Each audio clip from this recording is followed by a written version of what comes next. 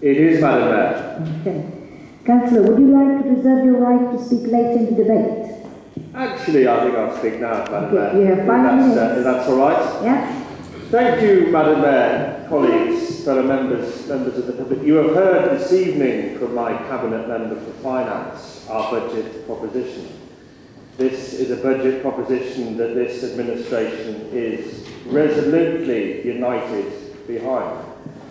I'll start off, if I may, by acknowledging, of course, that this is a difficult budget. We are taking difficult decisions.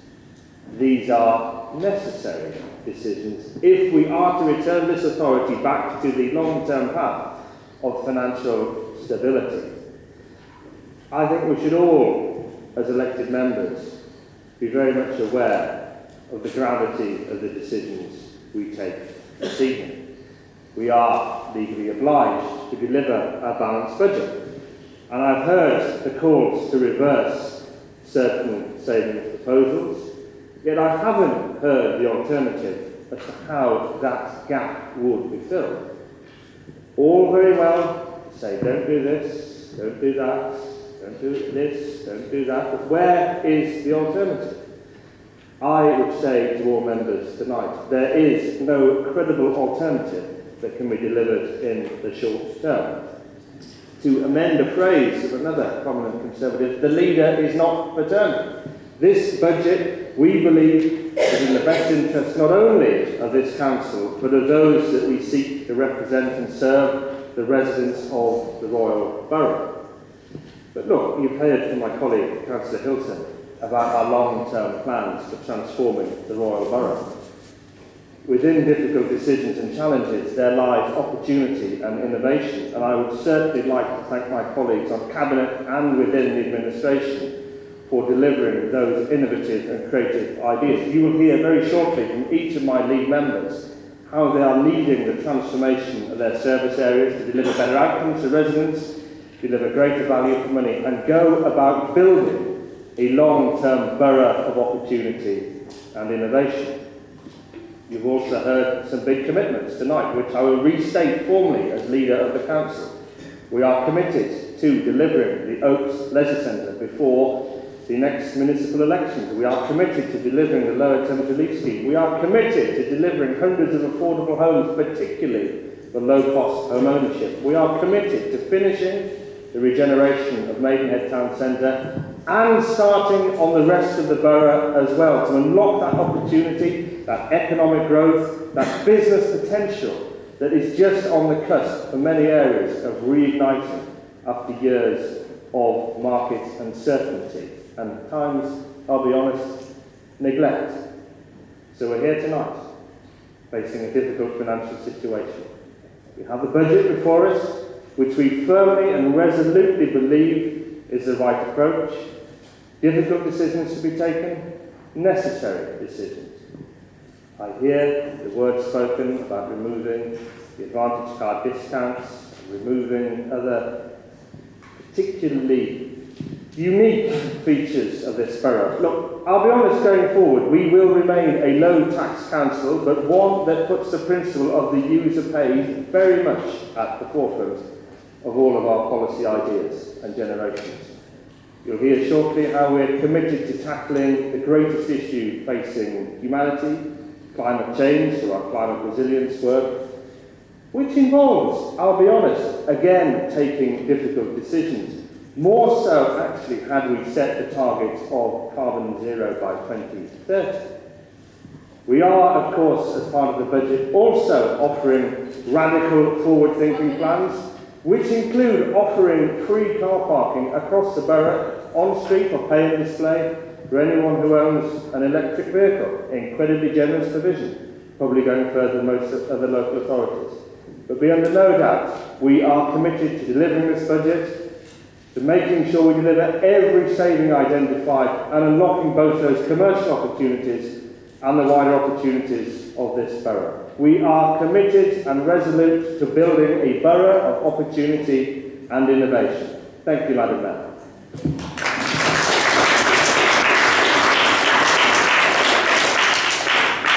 Thank you, Councillor Johnson. I will now invite Councillor Vernon to present the opposition response to the budget. Councillor Vernon, you have up to 10 minutes to speak. Thank you very much. Our financial spokesman is actually Councillor Jones, so I've asked her to give the... Oh, okay. Councillor Jones? Start. Yes, thank you, Madam 10 minutes.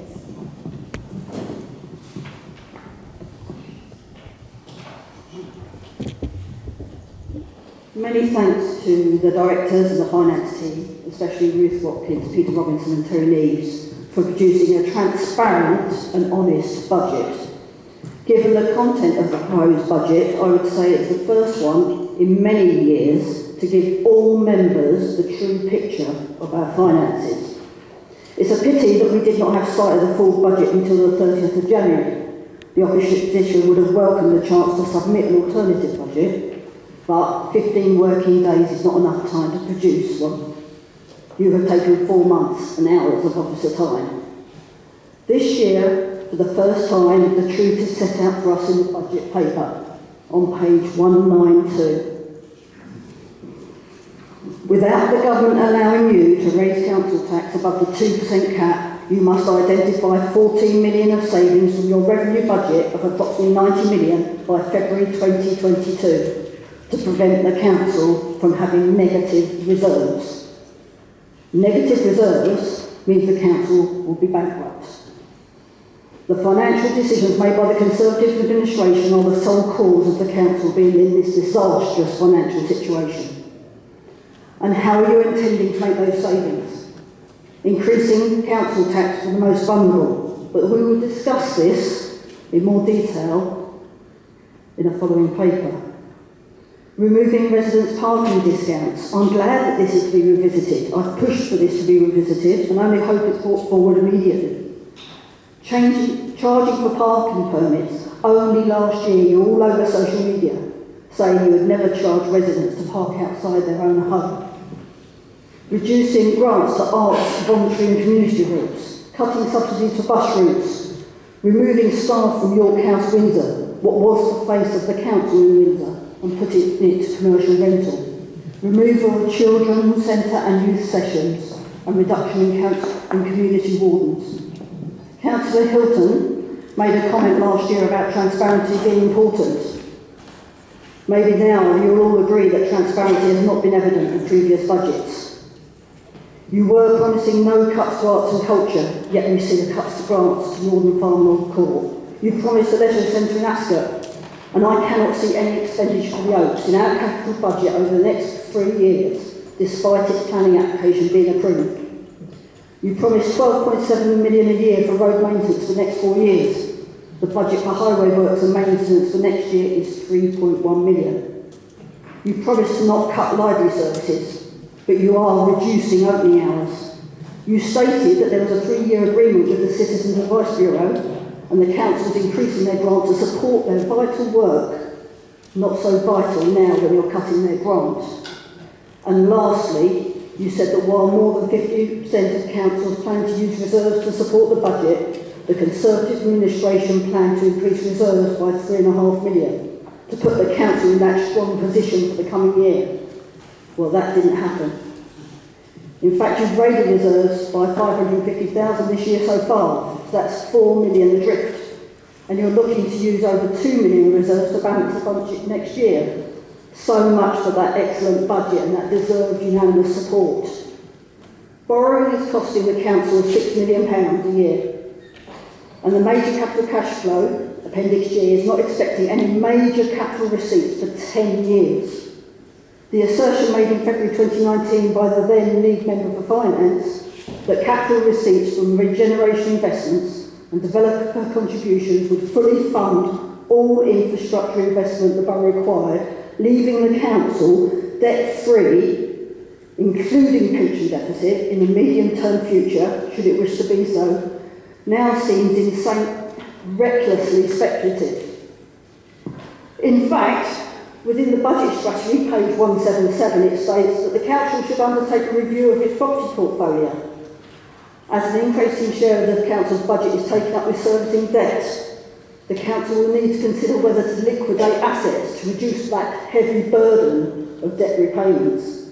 Sounds like a fire sale to me. You may try and make excuses that many councils are in the same situation due to demand in adult and children's social care, but that is all it is, just an excuse. Yes, there is demand, but unlike you, many councils acknowledged this trend for demand some years ago. Remember that graph in the 2015-16 budget that spelt out in black and white the risk of ignoring the forecast demand for those services? Unlike you, many councils have refused to plunder their reserves to prop up the revenue budget year on year.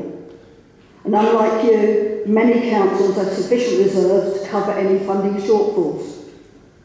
On page 194, paragraph 7.6, it states the key messages you must be aware of. The council may need to deliver ongoing, not one-off, ongoing savings of 15 million in the next 4 years, unless we can increase council tax above the 2% cap. Number two, the council has insufficient reserves to sustain the scale of budget deficit for more than 1 year. And number three, the level of reserves means it's unlikely to face a financial tipping point earlier than many other councils. This is not a debate about the quality of services. We've just seen a Ofsted good on our children's. It's about whether you can afford to deliver them in the future and what will need to be cut next year. As Councillor McWilliams stated last year in a speech read out in his absence, whilst all local authority ships were sailing into difficulties of increasing pressures on social care, they didn't all have those strong sails of RBWM. His soundbite was, nothing simply happened in politics, everything was a choice. And you chose to ignore the warnings. You chose to set budgets to win elections without a clear direction of travel. You chose to provide services on the never-never, hoping to be bailed out by a significant capital cash receipt.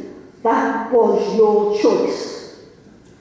The council is legally not allowed to go bankrupt. So the bad decision making has necessitated making unwanted cuts to our budgets, your so-called difficult decisions. A table was produced for corporate scrutiny that highlighted that RBWM is already a low-spending council, spending significantly less per head of population than our nearest statistical neighbours, and yet we are looking to reduce further. At Cabinet, Councillor Hilton was blasé about the ability of the Conservative administration to deliver these cuts. In fact, he mentioned that they had delivered before, so he couldn't see an issue. I beg to differ. There is 1.6 million of pressures in the 2021 budget book that can be attributed to unviable savings and budgeted income shortfall from this year. 1.6 million that you said was deliverable last year that wasn't. If you fail again this year to deliver your savings, then it will hasten the plunge into negative reserves. Funding is made up of council tax income, approximately 75% in this borough, business rates, income and grants. Unfortunately, when it comes to the complex funding formula, the government assumes each council will raise a certain amount locally. And as stated on page 170, with our Band D being much lower than the government assumes the council is generating 26.6 million more funding when it allocates grants to the borough. Paragraph 7 of the report summary, page 160, states that if the government funding settlement for the period 21-22 to 23-24 reduces funding and does not lift the 2% capital council tax, the council will not be in a position to set a balanced budget in 21-22 unless further significant savings are identified. And I do hope you have all read paragraph 4.5 in the medium-term plan, page 189. Where the Finance Department set out the reasons why we were at tipping point. Insufficient reserves, covering the pension deficit, servicing debt, maintaining low level of council tax. They then to go on that more recent pressures around children and adults are widening the gap even further. If the council cannot set a balanced budget in 21-22, or its financial position markedly deteriorates next year to a point where reserves did not cover any other spend, the council's S151 officer would have to issue an S114 notice. There it is, the elephant in the room.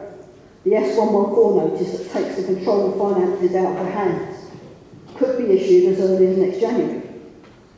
Councillor Saunders, as Finance Lead last year, took exception at Hartlepool, apparently completely abdicating its responsibility for their council tax rise by blaming underfunding by Conservative government. The opposition expects you to take full responsibility for the inexcusable financial situation you have allowed to happen and not offer up excuses. Sorry, okay, thank you.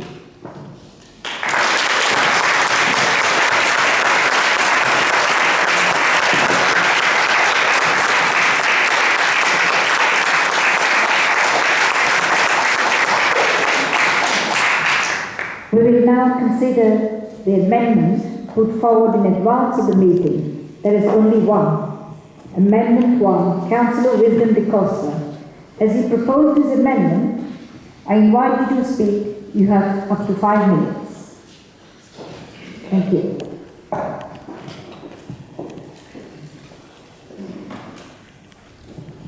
Chair, Madam Mayor, I was asking who the seconder is. Not now. Okay, good. Madam Chairman, on the 25th of June 2019, this Council declared an environmental and climate emergency and committed to achieving net zero carbon emissions by 2050 and delivering a strategy to be brought before Council within 12 months, in other words, June. Since then, we have seen increased corrosion to UK coastlines, North Devon, wildfires and droughts in Yorkshire and southern farmland, extreme weather and record temperatures resulting in flooding, regular flooding in Leeds, York, Wales and North Somerset, and even along the Thames. And 1/4 of UK mammals now face risk of extinction. The lungs, this is all since we proposed that resolution. The lungs of our planet are burning in the Amazon. Record temperatures killing thousands in Europe and Australia. And Australia is witnessing wildfires. We're seeing the loss of glaciers, melting of sea ice at record levels, and changes in sea currents. Biodiversity is threatened with extinction levels not seen since the dinosaurs. But worse than that, greenhouse gases and temperature rises are causing acidification of the oceans and permafrost thawing in the Arctic, releasing huge amounts of previously locked-in greenhouse gases into the atmosphere to compound the situation. At our present rate of greenhouse gas emission, scientists think we have only 5 years. 5 years to massively reduce greenhouse gas emissions to net zero or face extremely dangerous levels of climate change that will threaten our species. That's us. As the UN Secretary General Guterres warned only last summer, we are close to the point of no return. We need to find solutions and not excuses. So urgent and intense effort is required by the Council and us. I spent the last 6 months attending training courses, talking and working with professors, scientists, climate change specialists, DEFRA, legislators in Wales and Scotland, European Council, Natural England, and a lot of time at the Centre for Alternative Technology. This is a new side for humanity, all of us. But it's not easy, it's complex, with many feedback mechanisms and interrelated aspects that affect, for example, generating renewable electricity, energy use for buildings, transportation networks for electric vehicles, land use, moving away from development of green belt and green fields, planning regimes to ensure that all developments and buildings are carbon neutral, farming, food sources and our diets. The good news is this, that solutions exist, methodologies and training exist today. Solutions which can safeguard the future for our children and increase our health and wealth and vitality. But so training needs to be made to make us all experts on climate change, biodiversity and climate change resilience, and to apply it to our fields of expertise and work. But who needs this deep level of training? Well, the question is who will prepare the environmental and climate emergency strategy for us and build resilience into the extremes that are coming in front of our residents. Who are the experts in property, outsourcing, planning, waste, transportation, finance, schooling, education, to name but a few? Well, it's our officers. So we've committed to producing a strategy by June 2020. So this is our last chance to put in place a budget in this year to equip our officers to understand and apply zero carbon methodologies, environmental sciences into their areas of responsibility. It's our last chance because they will not have enough time to put this in place for the strategy. So, the £15,000 proposal that I'm asking for is a relatively small one-off seed funding. Councillor Simpson has been working like Billio to raise funds for the future, but as yet these funds have not materialised since they're not in the budget. But you know what, Madam Mayor, I blame the spreadsheets. I think the complex and iterated spreadsheets that we've had to use to prepare this huge budget, we've missed the line. So I'm giving us all an opportunity to put that line back into the budget.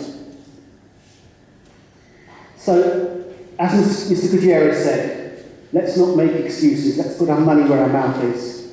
And let's try and turn back the point of no return and face the future together with bravery. Let's equip and invest in our officers for the benefit of all of us. Listen, guys, own this budget amendment, own the future, and Councillor Hilton, let's make this a truly future-proof budget that will help our young people. Thank you. Thank you. Is this amendment seconded?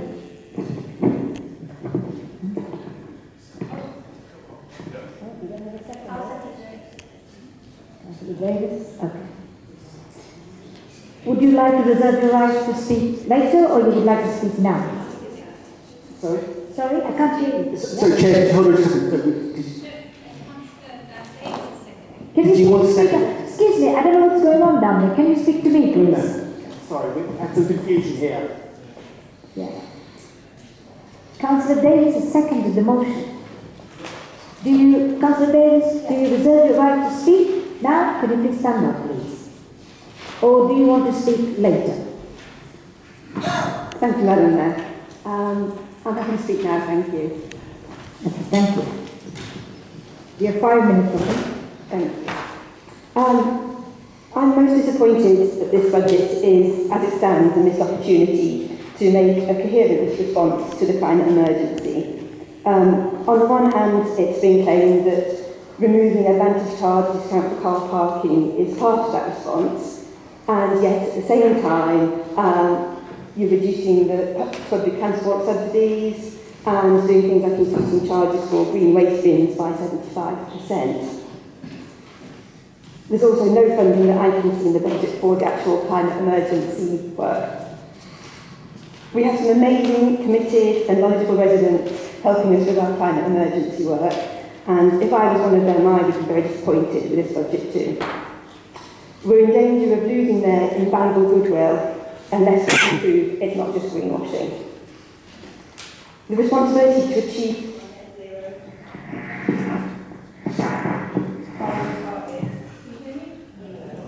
Right, I'll shout then. Oh, hello.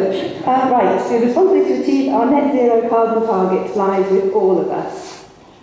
I consider that if we're to do this, we should support Councillor Da Costa's amendment, and I'm happy to second it.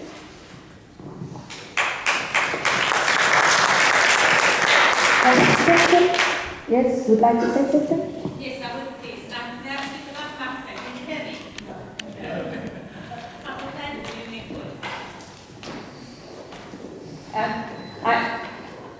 I am sure that by June we will have the money for the training. But I do not want to dig into our reserves and amend the budget. So this is why I don't support this amendment.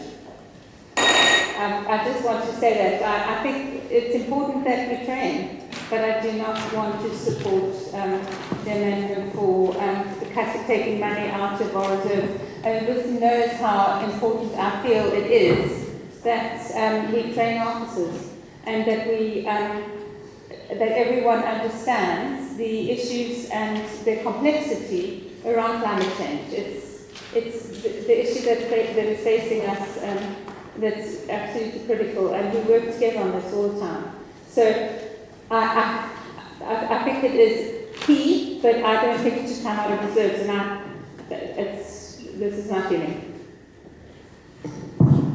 Thank you, Councillor Davis. Councillor Carol Da Costa, you indicated.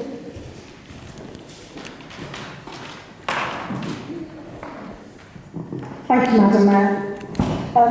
We declared an environmental and climate emergency in this borough, and it's not good enough to train the officers in place to be able to put in place the things that we need to do.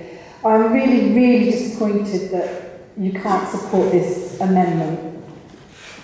I think it's very nice that you think you might have the money by June, but we don't know that you will. And when June comes, if there's no money, there's no training. So I think if we take the money from the reserves now, and if you do get your money in June, we can always put it back. We don't need to use it. So I think you're very naive to think that you're going to just rely on money that you're hoping for.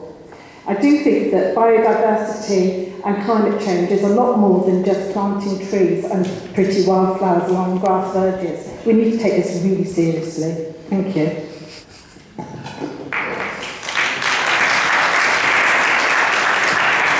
Councillor Jeffrey.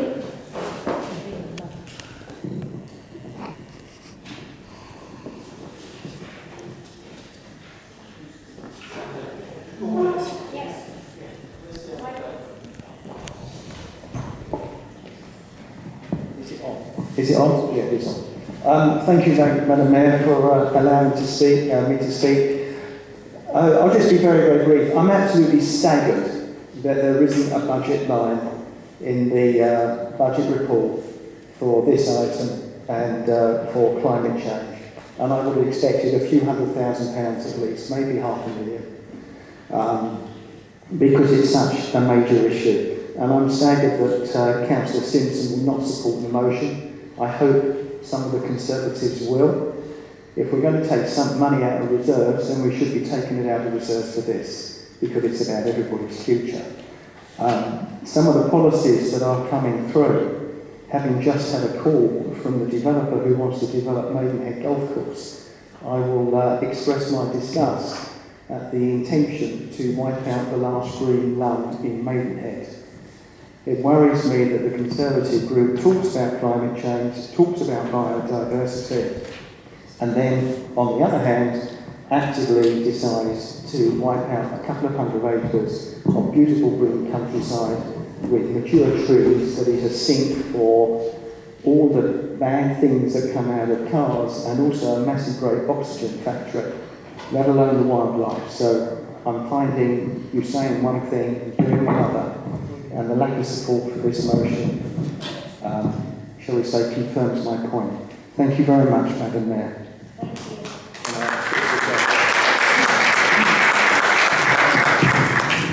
Councillor Di Costa, you will get a time to sit. No, please sit down. You will get a time to sum up again. So please sit down. I'll tell you when you're ready to speak. Councillor Rayner.